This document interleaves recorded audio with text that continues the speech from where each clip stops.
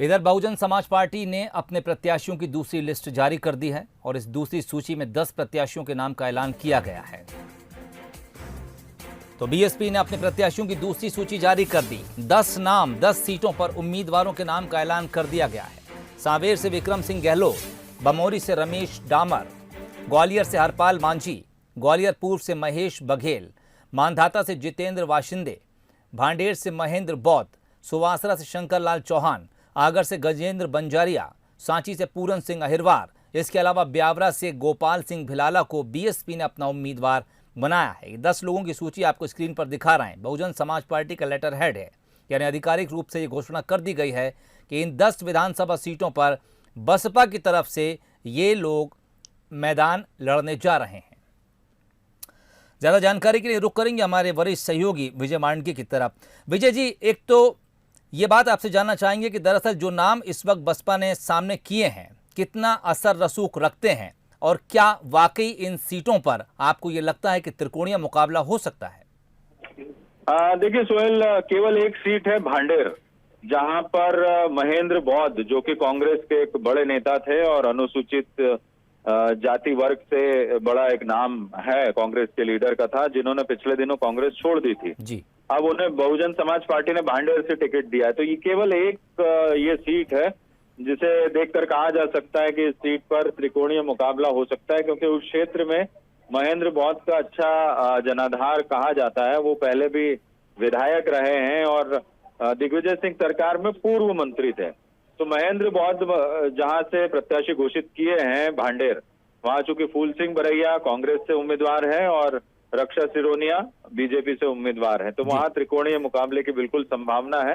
लेकिन बाकी सीटों की जहां तक बात करें तो बीएसपी का जनाधार हम पिछले मध्य प्रदेश के राजनीतिक इतिहास में देखें तो केवल ग्वालियर, चंबल और कुछ विंध्य के इलाकों तक सीमित रहा है। इसके अलावा इधर हम महाकौशल या मालवा निमाड़ या मध्य क्षेत्र की बात करें तो बहुजन समाज पार्टी का कोई भी प्रत्याशी यहाँ से वैसी जीत दर्ज नहीं करवा सका। ये रिकॉर्ड है और पिछले इलेक्शन के ये रिकॉर्ड मैं आपको बता रहा हूँ जी।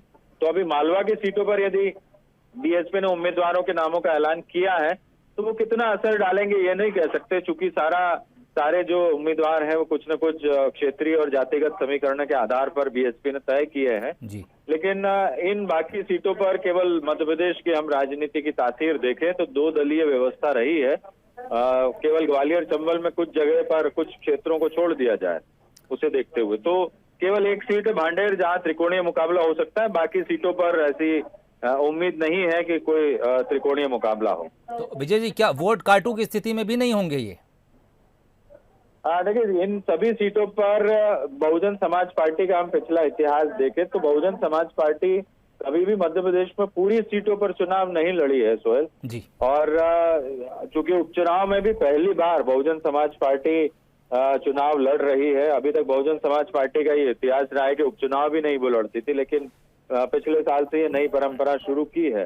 तो अब जो लोग उम्मीदवार खड़े किए गए हैं उनका क्षेत्र में अभी वैसा जनाधार नजर नहीं आता क्योंकि नाम भी जाने पहचाने वैसे नहीं है जी। तो तीसरे नंबर पर रहेंगे आप। चूंकि ये देखिए जनता क्या सोचती है, जनता ने खासतौर पर मालवा निमाड़ और महाकौशल क्षेत्र की जनता जो है 2 दलीय व्यवस्था में भरोसा करती है। ग्वालियर में जरूर जातिगत समीकरण के आधार पर बहुजन समाज पार्टी जीतती है और वहां से विधायक भी रहे हैं और वहां पर वो हमेशा तीसरे दूसरे नंबर पर रहती है पूरे ग्वालियर चंबल इलाके में। और उसका असर इसीलिए क्योंकि वो यूपी से सटा हुआ इलाका है तो वहाँ इसी वजह से ये ट्रेंड हमें देखने को मिलता है, लेकिन बाकी जगह पर ऐसा ट्रेंड कभी नजर नहीं आया। सीमावर्ती इलाकों में जरूर बीएसपी को कुछ वोट मिल सकते हैं और केवल एक सीट ऐसी बता रहे थे भांडेर विजय मांडके जी जिस पर मुकाबला कड़ा हो सकता है।